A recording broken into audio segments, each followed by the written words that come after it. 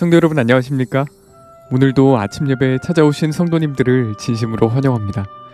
오늘은 목사님께서 그리스도인들이 사랑으로 연합되어 거룩한 삶을 살아갈 때 필요한 말씀을 준비해 주셨습니다. 하나님께서 주신 서로 사랑하라는 계명은 어떻게 지킬 수 있는지 배우는 귀한 시간 되시길 간절히 바랍니다. 이제 기도하겠습니다. 하늘에 계신 아버지, 우리에게 예언의 빛과 복음을 주시고 때를 분별할 수 있도록 인도해 주심에 감사드립니다. 순간순간 올라오는 잘못된 생각과 감정에서 벗어나 주께서 주시는 평안과 확신으로 들어갈 수 있도록 날마다 우리의 마음을 붙잡아 주시옵소서. 오늘은 어떻게 하면 성도가 사랑으로 연합할 수 있는지 배우려고 합니다. 겸손한 마음으로 말씀을 듣고 순종할 수 있도록 도와주시옵소서. 예수님의 이름으로 기도드립니다. 아멘. 오늘 저희가 함께 묵상할 제목은 사랑의 금사슬입니다. 이제 목사님께서 교제를 통해서 권면의 말씀을 전해주시겠습니다. 안녕하십니까 성도 여러분, 아침마다 성령께서 말씀으로 저희를 찾아오시기를 간절히 바랍니다. 오늘도 성도의 연합에 대한 말씀이 이어집니다. 제목은 사랑의 금사슬입니다. 우리 마음에 사랑이 있어야 하나의 교회로 연합되고 묶여질 수 있다 하는 것입니다. 요한복음 13장 34절 35절이죠. 새 계명을 너희에게 주노니 서로 사랑하라. 내가 너희를 사랑한 것 같이 너희도 서로 사랑하라. 너희가 서로 사랑하면 이로써 모든 사람이 너희가 내 제자인 줄 알리라. 자, 그리스도의 제자가 되었다는 증거가 무엇입니까? 서로 사랑하는 것입니다. 그러므로 우리는 사랑이 무엇인지를 알아야 합니다. 사랑을 알아야 사랑을 하겠죠. 어떻게 사랑할 수 있는지 우리가 알아야 하는 것입니다. 그리스도인이 이것을 모르면 우리의 삶은 정말 메마르게 될 것입니다. 그런데 한 가지 오해가 있습니다. 오늘날 많은 분들이 예수께서 서로 사랑하라 하는 새 계명을 주셨기 때문에 더 이상 구약시대 시내산에서 받은 십계명은 지킬 필요가 없다라고 생각하는 것입니다. 정말 그럴까요? 우리가 정말 사랑하면은 십계명에 기록된 계명들을 범하면서 살아도 되는 것일까요? 거짓말해도 되고 우상을 섬겨도 될까요? 그렇게 생각할 수는 없는 것이죠. 자, 그렇다면 예수께서 왜 새 계명을 주셨다고 했을까요? 이 새 계명에 대한 말씀은 제가 유튜브에 올려놓았습니다. 여러분들 꼭 시간이 되는 대로 들어보시길 바랍니다. 누가복음 15장에는 탕자 이야기가 나옵니다. 탕자 이야기는 하나님의 말씀과 계명에 순종할 수 없었던 사람이, 순종하고 싶지 않던 사람이 순종하기를 원하는 사람으로 변화되는 이야기입니다. 탕자는 아버지가 싫어서 집을 떠났죠. 아버지가 이것 해라 저것 하지 말라 하는 말씀을 줄 때마다 그것을 무거운 계명으로 받아들였습니다. 탕자는 그 아버지의 말씀이 자기를 구속하고 억압한다고 생각한 것입니다. 그래서 이 탕자는 아버지께 자기가 물려받을 재산을 미리 달라고 해서 집을 나가버렸습니다. 이제 아버지의 말씀과 계명이 없기 때문에 이 탕자는 자기 마음대로 살 수 있는 것이죠. 자기의 정욕대로 충동대로 살아가게 되는 것입니다. 자, 그 결과 어떻게 되었습니까?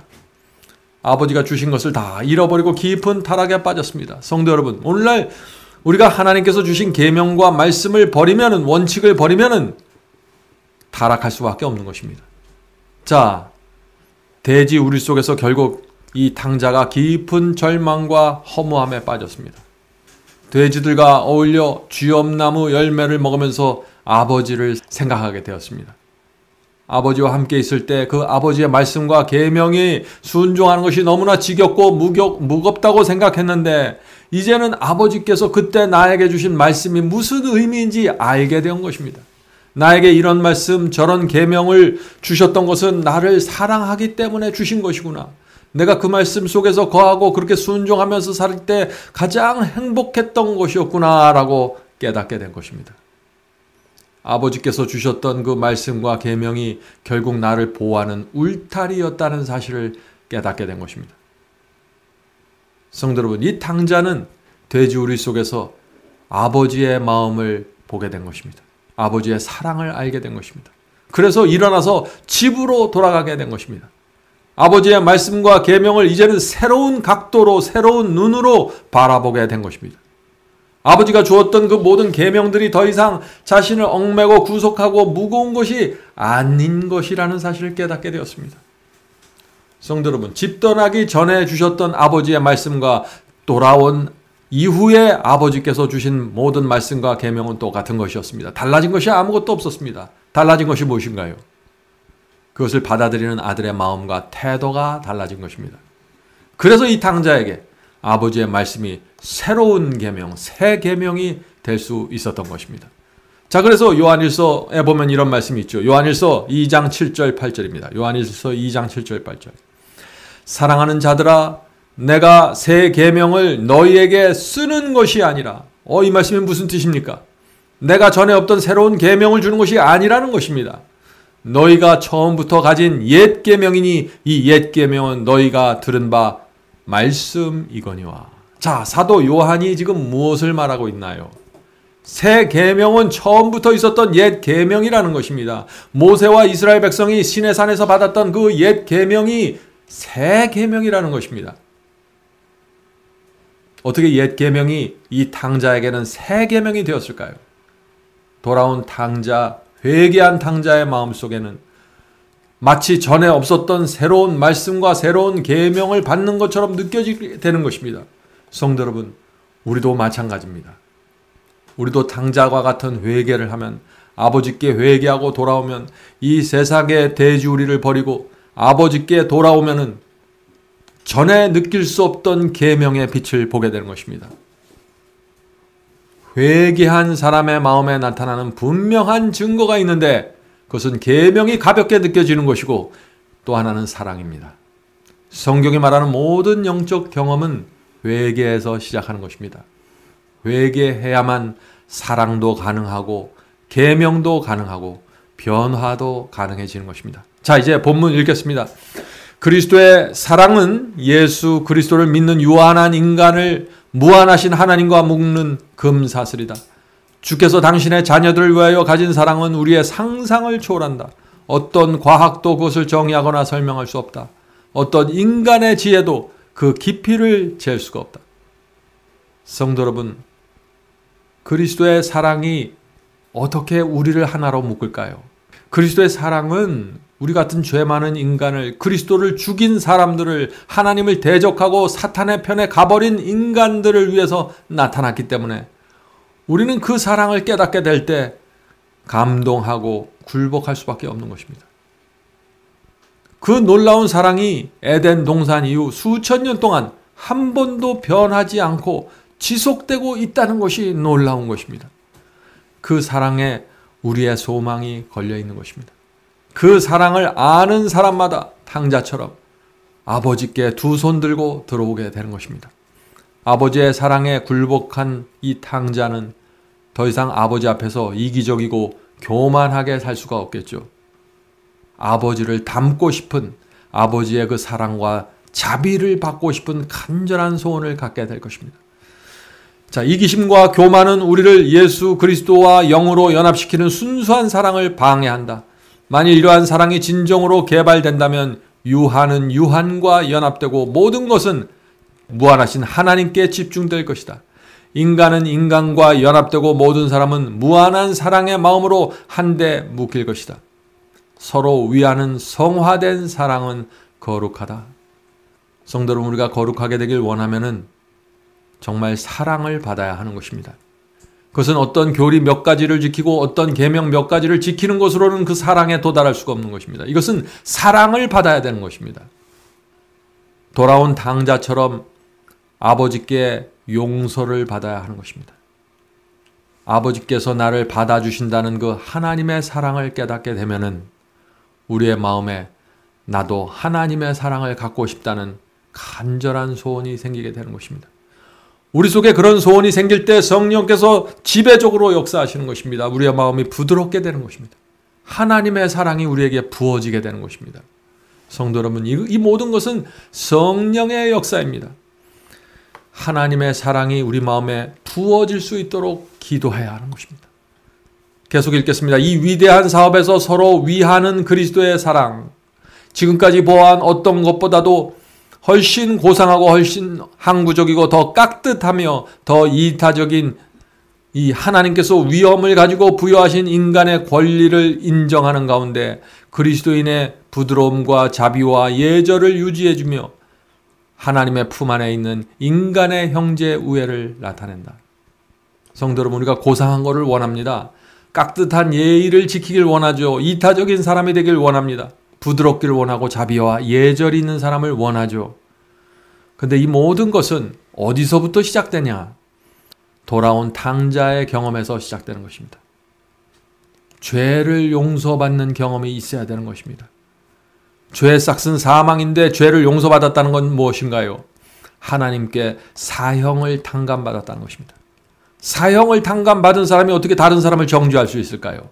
사형을 탕감받은데 어떻게 다른 사람을 미워할 수 있고 나보다 못하게 볼 수 있을까요? 그렇게 되지 못하는 것입니다. 성도 여러분, 내 죄가 무엇인지를 알면 다른 사람의 죄를 묻지 않게 되는 것입니다. 그런 사람에게 자비와 동정의 정신이 나타나게 되는 것입니다. 믿는 자의 마음을 통일성과 우정과 사랑의 띠와 그리스도와 아버지와 하나 되게 연합시켜주는 사랑의 금사슬은 완벽하게 연결해주며 세상에 반박할 수 없는 그리스도교의 능력을 증거한다. 그때 이기심은 뽑혀지며 불성실은 존재하지 않을 것이다. 자, 성도 여러분, 자비와 동정, 사랑이 없으면요 연합은 불가능합니다. 아무리 교인들끼리 같은 진리를 붙잡고 있어도 이 사람들 사이에, 교인들 사이에 문제가 생길 수밖에 없는 것입니다. 왜냐하면 자라온 배경이 다르죠. 학벌이 다르고 재산이 다르고 각 사람의 그릇이 다릅니다. 그래서 서로를 이해하지 못하는 상황이 생기는 것입니다. 그럼에도 불구하고 교인들 마음에 자비와 동정과 사랑이 있다면 연합은 흔들리지 않게 되는 것입니다.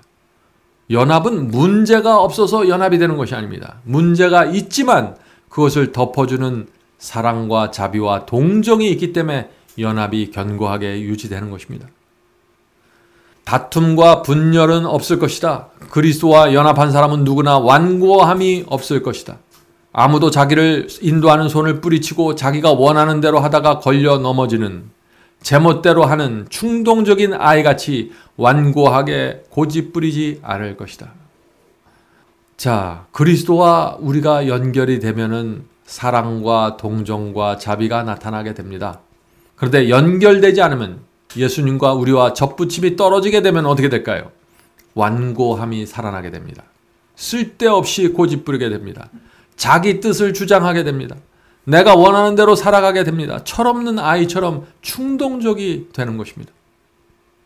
성도 여러분, 우리가 살면서 우리 속에서 이런 기질이 나타나면은 어떻게 해야 될까요? 로마서에서는 십자가에 못 박아야 한다고 말하는 것입니다. 성도 여러분, 이런 기질들, 악한 기질들, 완고한 기질들, 이런 것은 이 기질들이 우리 속에 다 있는 것입니다. 우리의 육신 속에 있는 것입니다. 그러나 그것이 시험을 받고 자극을 받으면 올라오고 꿈틀거리죠. 그래서 바울은 그것을 십자가에 못 박으라고 말하는 것입니다. 그러므로 성도 여러분, 우리 속에서 이런 기질이 나타날 때 이런 것들이 나에게 있다고 해서 실망할 필요가 없습니다. 우리 모두는 이런 못된 기질들을 갖고 있는 것입니다. 우리의 육신은 거룩하지 않습니다. 악한 것들이 올라올 수 있습니다. 문제는 그것을 못 박지 않고 내버려 두기 때문에 문제가 되는 것이죠. 성도 여러분, 우리 마음에 하나님의 사랑이 있고 자비와 동정이 우리 마음을 지배하면은 악한 기질이 꿈틀거릴 때 그것을 십자가에 못 박게 되는 것입니다. 그것은 성령의 역사입니다. 우리가 그리스도를 정말 따라가기 원하면은 기꺼이 못 박게 되는 것입니다. 성도 여러분, 자비와 사랑이 없는 신앙은 생명이 없는 신앙입니다. 그러나 진리와 원칙이 빠진 사랑도 하나님께 온 사랑이 아닙니다. 그것은 인간적인 사랑이고 진리와 계명이 무시된 사랑은 충동적인 인간의 감정에 불과합니다. 여기에 중요한 밸런스, 균형이 있는 것입니다. 계속해서 오늘 마지막 본문을 읽겠습니다. 사랑은 부드러운 식물이므로 잘 기르고 소중히 다루어야 한다. 그리고 사랑이 자랄 공간을 확보하기 위하여 그 주위에 있는 쓴뿌리들을 모조리 뽑아 버려야 한다. 자, 사랑이 자랄 수 있는, 우리 마음속에서 자랄 수 있는 공간을 확보하려면 뭘 뽑아버려야 된다고 했어요? 쓴뿌리들. 마음에 있는 쓴뿌리들을 제거해야 됩니다. 그래야만 사랑이 자랄 수 있는 것입니다. 그래야만 그것은 우리가 하나님을 최고로 사랑하고 우리의 이웃을 자신처럼 사랑하도록 정신의 모든 능력, 곧 모든 마음을 사랑의 가마 아래로 이끌 것이다. 성도 여러분, 이 사랑은 식물과 같은 것입니다. 우리가 가정에서 식물을 기를 때 어떻게 하나요? 얼마나 정성을 쏟습니까? 잘 기르고 소중히 다루죠? 우리 부부의 사랑도 마찬가지입니다. 부부가 서로 사랑을 잘 보존하려고 노력하고 애를 써야 하는 것입니다. 그래야 유지될 수 있는 것입니다. 서로의 부족함을 이해해 주어야 합니다. 서로의 약점을 보완해 주어야 하는 것입니다. 서로에게 감사를 표현해야 하는 것입니다. 서로를 불쌍히 여겨야 하는 것입니다. 그래야 사랑이 느껴지고 유지되고 자랄 수 있는 것입니다. 그래서 하나님께서도 우리에게 끊임없이 용서를 주시고 받아주시고 도와주시고 인도해 주시는 것입니다. 왜 그래요? 하나님의 사랑을 우리가 느낄 수 있어야 하기 때문에 하나님께서도 모든 것을 다해서 애쓰고 노력하시는 것입니다. 우리에게 사랑을 느껴야 되니까 말이죠. 성도 여러분, 주님께 받은 사랑을 소중하고 잘 간수하시기 바랍니다. 혹시 마음속에 감정의 쓴뿌리가 내리려고 하면은 즉시 뽑아버려야 합니다. 쓴뿌리가 내리면은 사랑은 사라집니다. 성도 여러분, 오늘날 많은 사람들이 사랑을 말하지만은 이게 인간적인 사랑으로 끝나는 이유가 무엇일까요? 그것은 회개하지 않은 채 사랑하려고 노력하기 때문입니다. 회개가 없는 사랑은 존재할 수 없습니다. 진심으로 회개하지 않는데 내 속에서 사랑이 시작될 수 있을까요? 탕자처럼 아버지께 돌아가야 회개해야 하는 것입니다. 사랑은 참된 회개로부터 출발합니다. 탕자처럼 회개한 사람의 마음에 하늘 아버지의 사랑이 부어지게 되는 것입니다. 그런 사람에게 사랑의 열매가 맺혀지는 것입니다. 자, 기도하겠습니다. 하늘에 계신 아버지, 오늘 이 시간에 저희가 하나님의 사랑을 받기 원합니다. 저의 마음속에 사랑을 부어주시옵소서. 저희 인간의 본성 속에는 사랑이 없습니다. 저희 속에는 그저 인간적인 사랑, 얄팍한 사랑, 감정적인 충동적인 사랑밖에 없습니다. 저희가 이 시간에 간구하는 것은 하늘 아버지의 사랑입니다. 용서해 주는 사랑, 자비를 베푸는 사랑, 다른 사람의 죄를 덮어주는 사랑, 잘못을 덮어주는 사랑.